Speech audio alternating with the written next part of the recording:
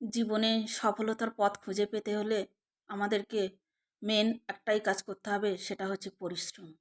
পরিশ্রমের বিকল্প কিছুই হতে পারে না, কারণ সফলতার মেন চাবিকাঠি হচ্ছে পরিশ্রম।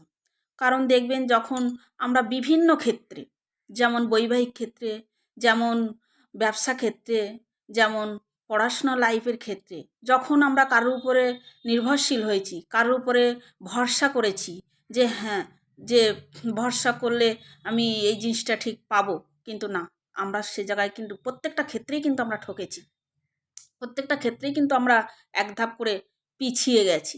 অতএব ভবিষ্যতে যাতে না আমরা পিছিয়ে পড়ি, যাতে না কারো কাছ থেকে আমাদেরকে ঠকে যেতে হয়, তার জন্য কি করতে হবে, যে আমার সফলতার পথ খুঁজে পাওয়ার জন্য আমাদেরকে দিনরাত পরিশ্রম করে যেতে হবে। কারণ পরিশ্রমের বিকল্প কিছুই হতে পারে না। আর দেখবেন, যখন আমরা কোনো কিছুর লক্ষ্যে পৌঁছানোর চেষ্টা করব পরিশ্রমের মাধ্যমে, তখন দেখবেন যে আমরা কারোর কাছ থেকে ঠকবও না বা এক ধাপ পিছিয়ে পড়ব না। তাই বলবো যে আমাদেরকে লাইফে মানে কি সফলতার পথ খুঁজে পাওয়ার জন্য আমাদেরকে পরিশ্রম করতেই হবে।